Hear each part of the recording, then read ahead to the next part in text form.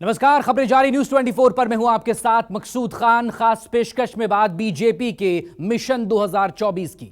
राहुल गांधी की संसद सदस्यता खत्म होने के बाद देश में अब एक नए सिरे से सियासत शुरू हो गई है। राहुल गांधी पर यह कार्रवाई मोदी सरनेम को लेकर दिए एक बयान के आधार पर हुई है और अब इसी बयान को आधार बनाकर सत्ताधारी बीजेपी देश भर में अभियान चलाने जा रही है। अभियान ओबीसी वोटर्स के लिए। बीजेपी राहुल गांधी के बयान को ओबीसी समाज के अपमान के तौर पर भुनाने की कोशिश में लग गई है। क्या है यह पूरा प्लान, देखिए इस रिपोर्ट में।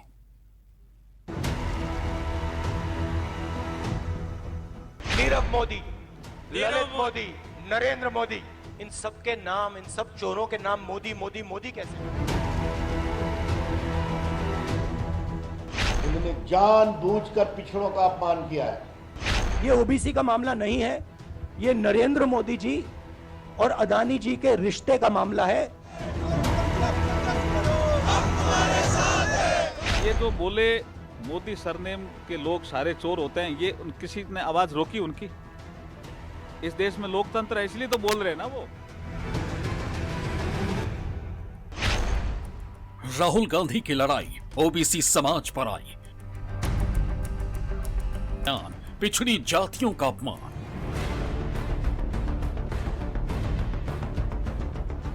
पांच साल राहुल गांधी जी ने किसी को एपोलॉजी नहीं किया। ये एपोलॉजी नरेंद्र मोदी जी के लिए नहीं था, ये एपोलॉजी ड्यू था सारे ओबीसी कम्युनिटी के लिए। 24 के लिए बीजेपी ऑन मिशन, ओबीसी का फुल अटेंशन।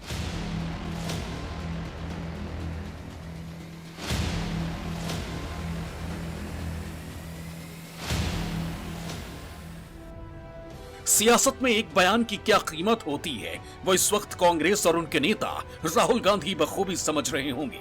एक ऐसा बयान जिसने राहुल गांधी को आपराधिक मुजरिम बना दिया। एक बयान ने राहुल की संसद सदस्यता छीन ली। उस बयान को लेकर मिली सजा के बाद राहुल पर अब अगले 8 साल यानी 2031 तक के चुनाव न लड़ने का खतरा मंडरा रहा है। यहां तक कि राहुल से वोट का अधिकार भी छिन सकता है। लेकिन राहुल गांधी की मुश्किलें यहीं कम होने वाली नहीं। कानूनी पचड़ों में फंसे राहुल गांधी के खिलाफ सत्ताधारी बीजेपी ने मोर्चा खोल दिया है। मुद्दा बनाया है पिछड़ी जातियों का, ओबीसी के अपमान का। शुरुआत खुद पार्टी के राष्ट्रीय अध्यक्ष जेपी नड्डा ने की। नड्डा ने कहा, सूरत कोर्ट ने राहुल को ओबीसी समाज के प्रति उनके आपत्तिजनक बयान के लिए सजा सुनाई है, परंतु राहुल और कांग्रेस पार्टी अभी भी अपने अहंकार के चलते लगातार अपने बयान पर अड़े और निरंतर ओबीसी समाज की भावनाओं को आहत कर रहे हैं। पूरा ओबीसी समाज प्रजातांत्रिक ढंग से राहुल से इस अपमान का बदला लेगा। राहुल गांधी का अहंकार बहुत बड़ा और समझ बहुत छोटी है। अपने राजनीतिक लाभ के लिए उन्होंने पूरे ओबीसी समाज का अपमान किया, उन्हें चोर कहा। समाज और कोर्ट के द्वारा बार बार समझाने और माफी मांगने के विकल्प को भी उन्होंने नजरअंदाज किया और लगातार ओबीसी समाज की भावना को ठेस पहुंचाई। फिर क्या था, बीजेपी के तमाम दिग्गज नेता मैदान में आ गए और राहुल गांधी को ओबीसी विरोधी बताते हुए आरोपों की बौछार कर दी। उन्होंने क्या कहा था, ये सारे मोदी चोर क्यों होते हैं?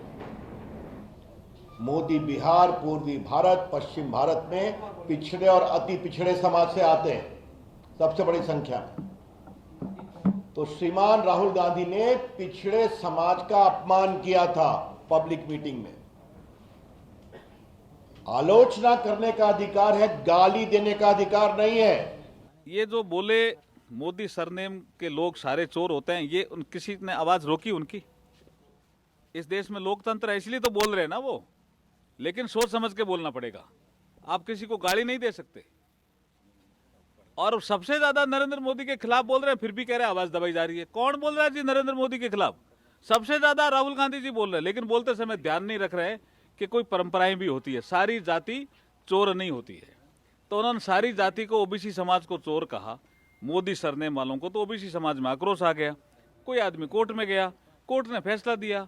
आपके पास जो ऑप्शन है उसके तहत कार्रवाई करो। आप कोर्ट को भी नहीं मानोगे तो लोकतंत्र को नहीं मानने वाली कांग्रेस है। 5 साल राहुल गांधी जी ने किसी को एपोलॉजी नहीं किया। ये एपोलॉजी नरेंद्र मोदी जी के लिए नहीं था, ये एपोलॉजी ड्यू था सारे ओबीसी कम्युनिटी के लिए। तो आज भी आप देखिए कोर्ट वर्डिक्ट का बाद भी तो एपोलॉजी नहीं है। कोर्ट वर्डिक्ट का बाद भी ऐसे लड़ाकू विमान होके बैठा हुआ है कि भाई हम जुडिशियरी से ही फाइट कर लूंगा। आप सोचता है कि आपका प्राइड है, आपका प्रेस्टीज है, आपका अहंकार है, तो हमारे देश का ओबीसी कम्युनिटी का भी तो अहंकार है। बात बयानबाजी और आरोपों से भी आगे निकल चुकी है। बीजेपी ने तो राहुल गांधी के खिलाफ राष्ट्रव्यापी आंदोलन छेड़ने का भी ऐलान कर दिया। राहुल गांधी जी कुछ अगर सोच समझकर बोलते हैं तो भाजपा ये मानती है उन्होंने जानबूझकर पिछड़ों का अपमान किया है और भाजपा इसकी पूरी भर्त्सना करती। और देश भर में हम राहुल गांधी के खिलाफ पिछड़ों के अपमान के लिए जबरदस्त आंदोलन करेंगे भाजपा की ओर से, ये हम कहना चाहते हैं। यानी राहुल गांधी के बयान को ओबीसी समाज के अपमान से जोड़कर बीजेपी अब देश भर में अभियान चलाने वाली है, जिसका जिम्मा बीजेपी ओबीसी मोर्चा को दिया गया है। सूत्रों के मुताबिक बीजेपी का ओबीसी मोर्चा गांव-गांव चलो, घर-घर चलो अभियान शुरू करने जा रहा है। पार्टी के स्थापना दिवस 6 अप्रैल से लेकर 14 अप्रैल यानी अंबेडकर जयंती तक बीजेपी देश भर में ये बड़ा अभियान चलाएगी। इन 9 दिनों के अभियान में कार्यकर्ताओं के साथ साथ पार्टी के तमाम दिग्गज नेता और मंत्री लोगों के घर घर जाएंगे। पार्टी ने तय किया है कि उनके नेता देश के 1 लाख गांवों में करीब 1 करोड़ घरों तक पहुंचेंगे और लोगों से मोदी सरकार ने 9 साल में ओबीसी समाज के हित में जो फैसले लिए हैं उससे अवगत कराएंगे। इसके साथ ही बीजेपी नेता ओबीसी वोटर्स को ये भी बताएंगे कि कैसे कांग्रेस और दूसरे विपक्षी दल ओबीसी के खिलाफ काम कर रहे हैं। बीजेपी 6 अप्रैल यानी कि पार्टी के स्थापना दिवस से लेकर 14 अप्रैल भीमराव अंबेडकर की जयंती तक गांव-गांव चलो, घर-घर चलो अभियान चलाएगी, जिसके तहत वो 1 लाख गांव में 1 करोड़ परिवार तक पहुंचेगी। इसके पीछे का मकसद ये है कि वो ओबीसी समाज के बीच जाकर केंद्र सरकार ने उनके लिए रिजर्वेशन से लेकर तमाम जितने भी मसले उनके फ़ायदे का काम किया है उसको वो लोगों को बताएगी। लेकिन अब राहुल गांधी का मुद्दा भी इसमें शामिल हो गया है। बीजेपी ने राहुल गांधी को सूरत कोर्ट से 2 साल की सज़ा मिलने के बाद, अवमानना मामले में सज़ा मिलने के बाद ये तय किया है कि अपने तमाम मुद्दों के साथ वो राहुल गांधी का मुद्दा भी जोड़ेगी और ओबीसी समाज को ये समझाने का प्रयत्न करेगी कि कांग्रेस पार्टी और राहुल गांधी ओबीसी के खिलाफ हैं, ओबीसी विरोधी हैं। बीजेपी इसे जो सिंपैथी राहुल गांधी के फेवर में जाने वाली है इस सजा होने, सदस्यता जाने से, उसको कम करने की कोशिश कर रही है। और उसके पीछे उन्होंने जो जिस समुदाय के लिए राहुल ने बोला था वो ओबीसी समुदाय है, तो उसको ओबीसी से जोड़ा और कहा ये ओबीसी का अपमान है। ओबीसी इसलिए बीजेपी ने कार्ड प्ले किया है क्योंकि कर्नाटक हो, राजस्थान हो, मध्य प्रदेश हो, यहाँ ओबीसी की बड़ी आबादी है और लोकसभा चुनाव के लिए ओबीसी बहुत महत्वपूर्ण है। क्योंकि देश की जो पूरी जनसंख्या है उसमें ओबीसी का जो प्रतिशत है 50% से ज्यादा है। साफ है राहुल गांधी के बयान को आधार बनाकर बीजेपी ओबीसी तबके में अपनी पैठ और मजबूत करने की कोशिश में है। लेकिन सवाल है क्यों? आखिर ओबीसी वोटर्स पर बीजेपी का खास फोकस क्यों है? तो इसका जवाब है देश में ओबीसी की संख्या। दरअसल लोकसभा की लगभग हर सीट पर 10 से 50% तक वोट ओबीसी तबके के हैं। राहुल गांधी पर जिस मोदी समाज के अपमान का आरोप लगा है, देश में उनकी संख्या तकरीबन 7.5% के करीब है। लोकसभा की करीब 160 सीटें ऐसी हैं जहां बीजेपी या तो कमजोर है या फिर वहां कभी चुनाव नहीं जीती है। ऐसी सीटों पर बीजेपी का खास फोकस है जिससे 2024 के चुनाव में 350 का लक्ष्य पूरा किया जा सके। ओबीसी समाज के बीच पैठ बनाने के पीछे बीजेपी की नीयत ये है कि उन्हें ओबीसी समाज का पूरा वोट चाहिए। दरअसल लोकसभा की लगभग हर सीट पे 10% से लेकर 50% वोट ओबीसी का है। लिहाजा ओबीसी वैसे तो बीजेपी के साथ है, लेकिन बीजेपी इस बार चाहती है कि उसके 350 प्लस सीटों का जो सपना है और 50% से अधिक वोट पाने का जो सपना है वो ओबीसी के जरिए सिद्ध हो। और इसी वजह से बीजेपी लगातार ओबीसी समुदाय को रिझाने के लिए तरह तरह के कार्यक्रम चला रही है। 2024 के यदि चुनाव को लेकर के हम फोकस करें तो उसमें एक चीज दिखाई देती है कि जिस तरीके से ओबीसी की आबादी है हिंदुस्तान के अंदर और उसके बाद में उनका वोट बैंक है और भारतीय जनता पार्टी इसकी बड़ी स्टेक होल्डर्स है, तमाम सारे जो बड़े राज्य हैं उनमें निर्णायक स्थिति में ओबीसी खड़ा हुआ है। उत्तर प्रदेश है, उत्तर प्रदेश के अलावा बिहार है, मध्य प्रदेश है, छत्तीसगढ़ है, राजस्थान है, दूसरे और तमाम सारे राज्य हैं।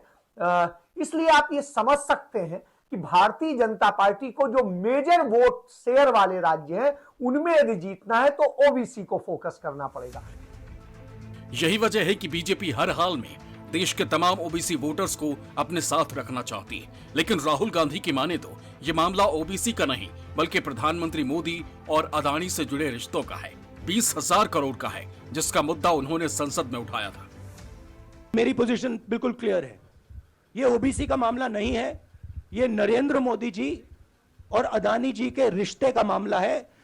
20,000 करोड़ रुपए जो अदानी जी को पता नहीं कहां से मिले, उसके बारे में मैं सवाल पूछ रहा हूं और उसका जवाब चाहिए। बीजेपी ध्यान को भड़काने की कोशिश करती है, कभी ओबीसी की बात करेगी, कभी विदेश की बात करेगी, कभी कुछ और बात करेगी, कभी डिस्क्वालिफिकेशन की बात करेगी, मगर सवाल यही है 20,000 करोड़ रुपए, $3 बिलियन किसका था? राहुल को समाजवादी पार्टी के अध्यक्ष अखिलेश यादव का भी साथ मिला है। अखिलेश ने राहुल के बहाने अपना भी दर्द बयां किया और बीजेपी को कटघरे में खड़ा कर दिया। अब जिम्मेदारी कांग्रेस की बनती है कि रीजनल पार्टीज को आगे करें और उनके साथ खड़े हों, जिससे भारतीय जनता पार्टी का मुकाबला किया जा सके। मैं देख रहा हूं कि भारतीय जनता पार्टी के सीनियर नेता से लेकर के जमीनी नेता क्या कह रहे हैं, पिछड़ों का अपमान हो गया। अरे भाई, हमारे घर को, मुख्यमंत्री आवास को गंगा जल से धोया बीजेपी के लोगों ने, तब अपमान नहीं हुआ? अरे भाई, पिछड़ों के घर को आप गंगा जल से धोगे। अब सवाल उठता है कि आखिर बीजेपी राहुल गांधी के बयान को ओबीसी समाज से क्यों जोड़ रही है? तो इसका जवाब है वोट बैंक। बीजेपी को पहले ज्यादातर सवर्ण और शहरी मतदाताओं के वोट मिला करते थे, क्योंकि अलग अलग राज्यों में, अलग अलग क्षेत्रों में पिछड़े मतदाताओं की अपनी अलग पार्टियां होती थी और उनके अपने नेता जो उनके वोट लिया करते थे। लेकिन साल 2014 के बाद वोटों का ये गणित बिल्कुल बदल गया। अब ये होने लगा कि भारतीय जनता पार्टी को भी पिछड़े समुदाय से आने वाले लोगों के वोट मिलने शुरू हो गए। बिहार और उत्तर प्रदेश में लालू और अखिलेश भले ही मजबूत यादव समाज से ताल्लुक रखते हैं और उनके नेता होने के नाते उन्हें अपनी जाति विशेष का वोट मिलता रहा, लेकिन उन्हें भी बाकी ओबीसी समाज के वोट लेने में धीरे धीरे दिक्कतें पेश आने लगी हैं और ये वोट अब लगातार भारतीय जनता पार्टी के जद में आने लगा है। आंकड़े भी कुछ इसी ओर इशारा करते हैं। अगर 2019 का चुनाव देखें तो यूपी में बीजेपी को 80% कोयरी कुर्मी मतदाताओं और 72% अन्य ओबीसी मतदाताओं ने वोट दिया था।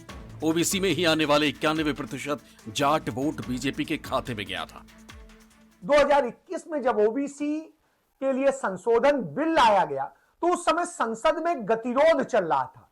बावजूद इसके इस बिल को जब लाया गया तो सभी दल, कांग्रेस समेत सभी दल एक मत होकर के उन्होंने इसको पास कराया और उसके बाद फिर गतिरोध शुरू हो गया। यह आप समझ सकते हैं।